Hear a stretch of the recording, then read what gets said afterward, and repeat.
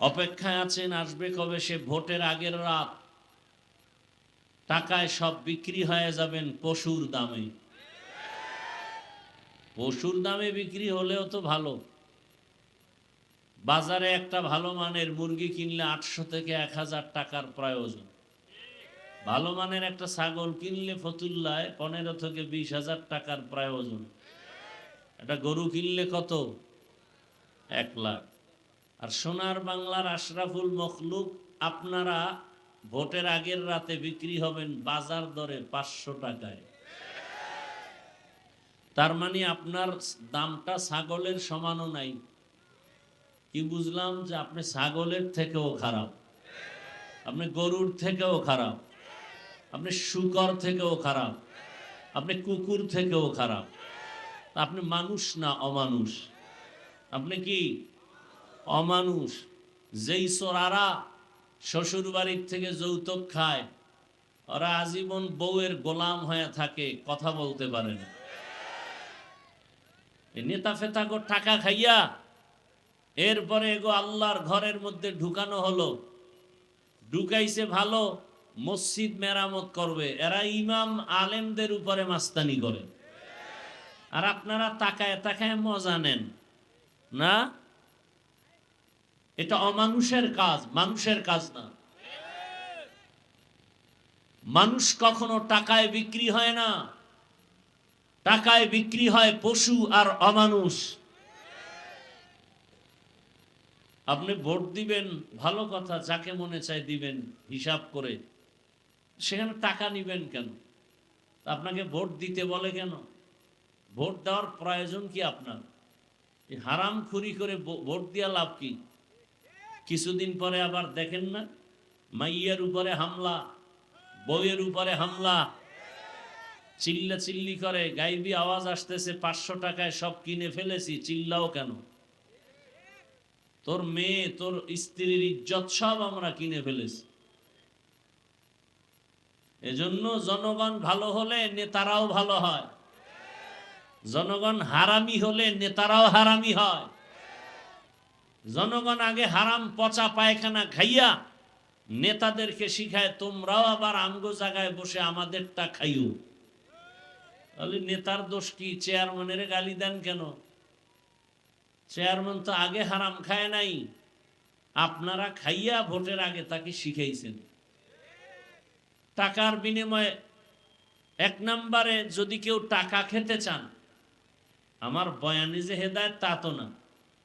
যদি কেউ প্রার্থী থেকে টাকা খেতেই চান, যে আপনি হুজুরের কোনো তাবিজে ফিরবেন না, তাহলে আপনি বেশি খাবেন, জেনে শুনে খাচ্ছেন। নাম্বার 2, ওয়াদা করবেন যেই চোরারা টাকা দিবে ওদেরকে ভোট দিবেন না। পারবেন? পারবেন? ওরা 2 নম্বর, 1 নম্বর নয়। আমাদের কাছে দোয়া চায় 13 প্রার্থী, এমপি হবে কয়জন? 13 জনে দোয়া চাইতেছে, 13 জন এমপি হবে? হ্যাঁ, কি দোয়া করব? আল্লাহ যার দ্বারা দেশের উপকার হবে, জাতির কল্যাণ হবে, ইসলামের উপকার হবে, তাকে বিজয় করো। কি এর থেকে আর ভালো দোয়া আছে? কিন্তু ইসলামের নাম নিয়ে যেন কেউ ভণ্ডামি করার সুযোগ না পায়। বিবেক দিয়া কাজ করবেন। 2 নম্বর লোকেরে দিবেন না। 2 নম্বর কারা? দুনিয়া লোভী যারা। দুনিয়া লোভী, আল্লাহ হেদায়েত দান করুন। তাহলে এই দুনিয়া লোভীরা আল্লাহর হুকুম অমান্য করে দুনিয়াতে অন্যের হুকুম মানে, নেতার হুকুম, মা বাবার হুকুম। এক কথায় আল্লাহকে বেজার করা যাবে না। প্রশ্ন হলো বেজার করা যাবে না কেন? বলে দুনিয়াতে আল্লাহকে বেজার করে কাকে খুশি করবা? যাকে করবা সে স্বার্থপর, চান্দাবাজ আর ধান্দাবাজ। একমাত্র নিঃস্বার্থ আমাদেরকে ভালোবাসেন আমার আল্লাহ। আমার আল্লাহ আমাদেরকে যা দিয়েছেন দুনিয়াতে কেউ দেয় নাই। দুনিয়া দেয় দেয় দেয় বলেও দেয় না, আর যতটুকু দেয় তা খোঁটা দিয়া ধ্বংস করে দেয়। আর আমার আল্লাহ দেওয়ার দরজা অল টাইম খুলে রাখছেন। অল টাইম রাতের গভীরে তুমি আল্লাহকে ডাকবা। আল্লাহ বলেন লাব্বাইকা ইয়া আবদি, এক সেকেন্ডের জন্য দরওয়াজা বন্ধ নাই। সমুদ্রের মাঝে গিয়া যদি ডাক দাও ইয়া রব, আমার আল্লাহ সেখানেও জবাব দিবেন লাব্বাইকা ইয়া আবদি। আমার আল্লাহকে মহিলারাও ডাকলে জবাব দিবেন, পুরুষেরাও ডাকবে জবাব। এমন কি কোন বিধর্মীয় যদি আল্লাহকে ডাকেন আল্লাহ জবাব দেন। আল্লাহর বান্দা মূর্তি পূজা করে, একটা মূর্তি সামনে নিয়ে সনম সনম সনম বলে জিকির করে, হঠাৎ তার অজান্তে জবান থেকে সনম শব্দ বের হওয়ার পরিবর্তে বের হয়ে গেল সমাদ, আল্লাহুস সামাদ। এত বছর যে সনম সনম বলে ডাকছে কোনো আওয়াজ নাই, আজ সমাদ শব্দ যখন বের হয়ে গেল সাথে সাথে গাইবি আওয়াজ লাব্বাইকা ইয়া আবদি। আল্লাহর বান্দা বলেন এত বছর আমি সনম সনম বলে ডাকলাম কোনো জবাব নাই, আজ আমার জবান থেকে সমাদ শব্দ বের হলো, জবাব আসলো কে আপনি। আবার জবাব আসলো আনা রব্বুক, আমি তোমার রব। আমি অপেক্ষায় ছিলাম কখন তুমি আমাকে রব বলে ডাকবা, আল্লাহ বলে ডাকবা, আমার দরজায় ফিরে আসবা। কারণ তোমাকে কথা বলার শক্তি তোমার মা বাবা কেউ দেয় নাই, আমি আল্লাহ তোমাকে কথা বলার শক্তি দিলাম। দুনিয়াতে আমি আল্লাহ তোমাকে যখন পাঠিয়েছি তুমি দাঁড়াইতেও পারো না, কথা বলতেও পারো না। তুমি দুনিয়াতে আসার পরে তোমার একটাই পুঁজি কান্নার আওয়াজ, আর তোমার কান্নার আওয়াজ দিয়া কখন কি তোমার প্রয়োজন, এই প্রয়োজনটা তোমার বাবাও বুঝে না, একমাত্র তোমার মা বুঝে। বুঝে সব আয়োজন করেছে। তুমি কান্না করেছো, বুঝাইতে চেয়েছো তোমার বড় ক্ষুধা লাগছে, মা তোমার কান্নার ভাষা বুঝে খানার আয়োজন করেছেন। তুমি কান্না করেছো, মা ছাড়া বাবা পর্যন্ত বুঝে নাই। বাবাই বলে বাচ্চা কাঁদে কেন, খানা দেও। মা বলে 5 মিনিট আগে খানা দিয়েছি, আবার কেন খানা দিব। বাবাই বলে তো কান্না করে কেন। মা বলে এই কান্নাটা তার ঘুমের আগের কান্না, খানার কান্না না। ঘুম যাবে বিদায় বাচ্চা এখন কান্না করে। আল্লাহ বলেন আমি আল্লাহ তোরে দুনিয়াতে পাঠানোর পর একটা মা বাবাও কোনোদিন আমাকে বলে নাই কথা বলার শক্তি দাও। কোনোদিন তোর মা বাবা বলে নাই আমার সন্তানের দাঁত নাই, দাঁত দাও। হাঁটতে পারে না, হাঁটার শক্তি দাও। যখন যেটার প্রয়োজন আমি আল্লাহ চাওয়ার আগে সব ব্যবস্থা করে দিয়েছি। আমি আল্লাহ পাক সব কিছুর আয়োজন করেছি। তোরে হাঁটার শক্তি দিলাম, কথা বলার শক্তি দিলাম, দেখার শক্তি দিলাম। এখন তুই কচি কণ্ঠে আব্বু বলে ডাক দাও, বাবার কলিজা ঠান্ডা হয়। কচি কণ্ঠে তুই আম্মুকে আম্মু বলে ডাক দাও, মায়ের কলিজা ঠান্ডা হয়। আমি আল্লাহ বাধা দেই নাই। তুই মাকে মা বলে ডাকবি, বাধা নাই। বাবাকে বাবা বলে ডাকবি, বাধা নাই। কিন্তু তোর মা বাবা সামান্যতম তোমার খানা দানা বস্ত্র বাসস্থানের ব্যবস্থা করেছে, আর আমি আল্লাহ যে তোরে জিব্বা নামের মেশিন দিয়ে কথা বলার শক্তি দিলাম। আমি আল্লাহ অপেক্ষায় থাকি। মাকে ডাকো, বাবাকে ডাকো, মাঝে মাঝে আমি আল্লাহকে একবার আল্লাহ বলে ডাক দিবা। যদি একবার আল্লাহ বলে ডাক দেও, আমি আল্লাহ তোমার দিলের হালাত জানি, চাওয়ার আগেই সব ব্যবস্থা করে ফেলবো। আতিনা ফি দারে দুনিয়া না হাসান, আতিনা ফি দারে উকবা না হাসান, ইয়া গিয়াসাল মুস্তাগীসিন ইহদিনা লাফতিখারা বিল উলুমে ওয়াল গিনা হর গরিদে নেক তু তৈয়ার হে जो न मांगे उससे तू बेजार है। আল্লাহ তাআলা বলেন, আমাকে বেজার কেন করবি? দুনিয়াতে যে তোকে কিছু দেয় সব স্বার্থপর। তাকায়া দেখ, স্বার্থে আঘাত লাগার কারণে মা সন্তানকে মেরে ফেলেছে, আবার সন্তান মায়ের গায়ে হাত তুলে স্বার্থের কারণে। আর আমি আল্লাহ কেমন দয়ার মালিক! আমি আল্লাহ পাক এত মায়ার দরজা দিয়ে আমি তোকে আদর করি। আমি যদি সামান্যতম স্বার্থপর হইতাম, আমার দেওয়া পানি, আমার দেয়া সূর্যের আলো, চাঁদের আলো, আমার দেয়া জমিনের ফসল, গাছের ফল, নদীর মাছ খাও, আবার আমার দেওয়া নেয়ামত ভোগ করিয়া আমার হুকুম মতো নামাজে যাও না। ফজরে তোরে ডাক দিলাম, আয় মসজিদে গিয়া হাজিরা দাও। মসজিদের হাজিরায় তোমাকে পাওয়া যায় নাই, আমি আল্লাহ বেজার না। আবার তোমাকে জোহরের হাজিরায় ডাক দেওয়া হলো মুয়াজ্জিনের দ্বারা, জোহরের হাজিরায় যাও নাই, আমি আল্লাহ তোমাকে আবার আসরে ডাক দেওয়ার ব্যবস্থা করলাম। আমি রাগ করি নাই, যদি আসরও আসতে পারো, ফজর জোহরের সব গুনাহ মাফ করে দিব। বান্দা আসরও আসো নাই, আমি আল্লাহ রাগ না করে আবার মাগরিবে ডাকার আয়োজন করলাম। আসো নাই, এশায় ডাকলাম, সেখানেও হাজিরা দাও নাই।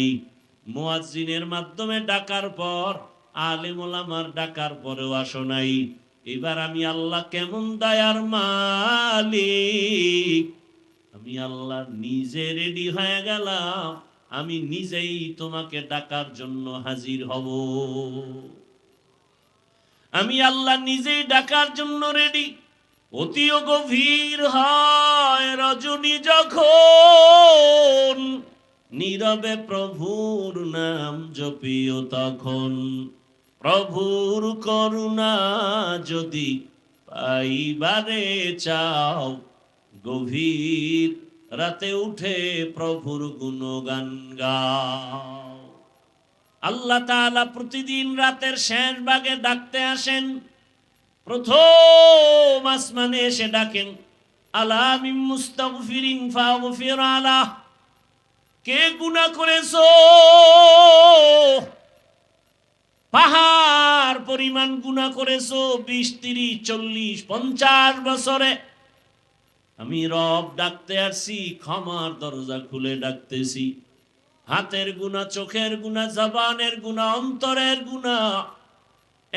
একবার যদি বিনয়ের সাথে চোখের পানি ছেড়ে ডাক দিয়া বলো, ইয়া রাব্বি গফিরলি, ও রব আমাকে দয়া করে মাফ করে দেন। আল্লাহ বলেন, তোর গুনাহ করিয়া পাহাড় বানাইতে লাগছে 50 বছর, আর আমি তোকে ক্ষমা করতে 1 সেকেন্ডেরও সময় লাগবে না। আমি আল্লাহ পাক তোকে ক্ষমার জন্য ডাকতেছি, ওঠ। গভীর রজনীতে জমিনের সব নীরব, গাছের পাখিরা ঘুমায়, নদীর মাছ ঘুমায়, সব প্রাণীরা ঘুমায়। এই সময় আমি ডাকতেছি, জবাব দাও। ওযু বানায় যদি একবার সেজদায় গিয়া কান্না করো, ক্ষমা চাও, আমি আল্লাহ তোমার জীবনের সব গুনাহ ক্ষমা করব। কারণ আমি চাই না কেউ জাহান্নামের দরজা দিয়া ঢুকবা। কারণ আমি আল্লাহ জানি জাহান্নাম কত ভয়ঙ্কর, আর তুমি বান্দা কতই দুর্বল। ওয়া খুলিকাল ইনসানু যায়ীফা। আমি মানুষ বড় দুর্বল করে সৃষ্টি করেছি। আমি আল্লাহ চাই না আমার মোহাব্বতের বান্দা জাহান্নামে যাবে। আমি আল্লাহর জন্য ক্ষমার দরজা খুলে বারবার ডাকতেছি।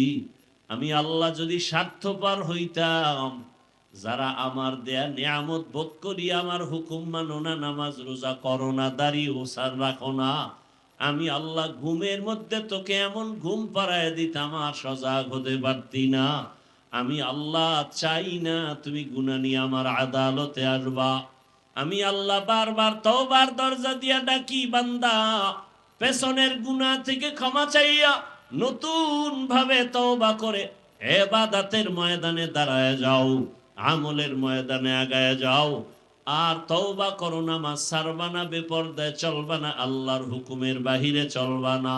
তওবা করে যদি আর আল্লাহর রহমতের দরজায় যদি দাঁড়াইতে পারো, আমি আল্লাহ তোমার জীবনের সব গুনাহ মাফ করে দিব। আল্লাহ বলেন, আমি আল্লাহ তো তোমার খানার আয়োজন করেছি, তোমার ঘুমের আয়োজন করেছি, তোমার চলাফেরার আয়োজন করেছি। ও বান্দা, আমি আল্লাহ তোমার যা প্রয়োজন ব্যবস্থা করে দিলাম।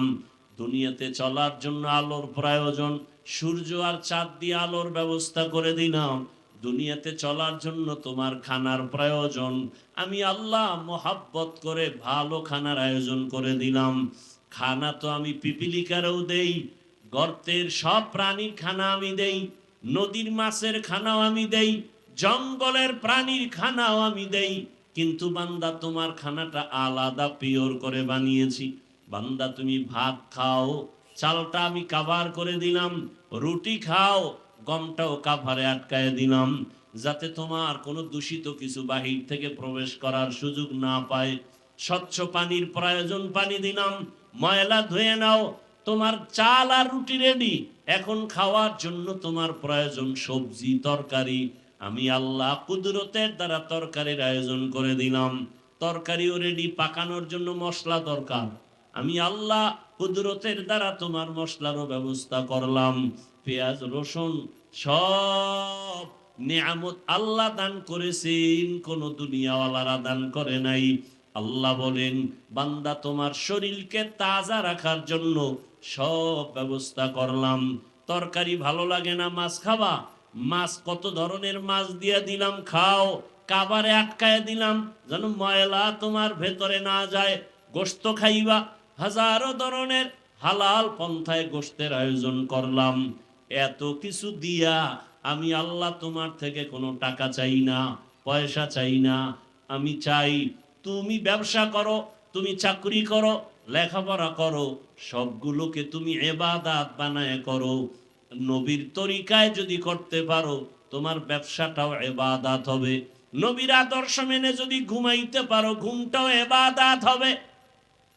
নবীজির আদর্শ মেনে যদি খানা খাও, ইবাদতে পরিণত হয়ে যাবে। নবীজির আদর্শ মেনে তুমি চাকরি করো, ইবাদত হয়ে যাবে। আর আমি আল্লাহ ইবাদত করনেওয়ালাকে বিনা হিসাবে জান্নাত দিয়ে দিব। ইবাদত অনেকে মনে করে তসবিহ নাও, পাগড়ি লাগাও, মসজিদে গিয়া জিকির আজকার করো, তেলাওয়াত করো, নামাজ পড়ো, ইবাদত শেষ না। দুনিয়াতে তুমি যখন যা করবা সবগুলো রসুলের আদর্শ মতো করো, সব ইবাদত। আল্লাহ পাক সে নিয়ম পদ্ধতি কোরআনে রসুলের মাধ্যমে হাদিসে দিয়েছেন। পরিবার কেমনে চালাইবা, নবীজি নিজে প্র্যাকটিক্যাল দেখায় গেছেন, থিওরিক্যাল পদ্ধতিও কোরআন হাদিসে দিয়েছেন। পরিবার, সমাজ, রাষ্ট্র, সব বিষয় ইসলামের দিক নির্দেশনা আছে না নাই? আছে। মাইনা নবীর আদর্শ মতো চললেই সব কিছু তার ইবাদতে পরিণত হয়ে যাবে। আল্লাহ আমাদের বুঝার, আমল করার তৌফিক দান করেন।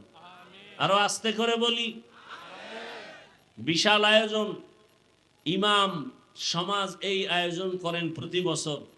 আল্লাহ তাদের এই আয়োজনে বরকত দান করেন, সারা দেশে খেদমতের জন্য কবুল করেন। শেষ দোয়া করে এরপরে আপনারা যাবেন, এর আগে যাবেন না। তো এর মধ্যে আপনাদের কাছে রুমাল বা ব্যাগ নিয়ে যাবে। এই খেদমতের জন্য আপনারা বিসমিল্লাহ বলে পকেটে হাত দিয়া 1000, 500, 100 যা পারি দান করলে হায়াত বাড়ে, মুসিবত দূর হয়। দান করলে রিজিকে বরকত বাড়ে, কবরওয়ালাদের আযাব মাফ হয়। বিসমিল্লাহ বলে পকেটে হাত দেন সবাই, উঠা বসা করবেন না, ধারাবাহিক আলোচনা চলতে থাকবে। সবাই পকেটে হাত দেন, দায়িত্বশীলরা নেমে যান, স্বেচ্ছাসেবকরা দ্রুত নামেন। যারা দিব দ্রুত দেই, পকেটে হাত দেই, সবাই বিসমিল্লাহ বলি, যা পারি সাধ্য মতো দেই। আল্লাহ সবার দান কবুল করেন। হায়াতে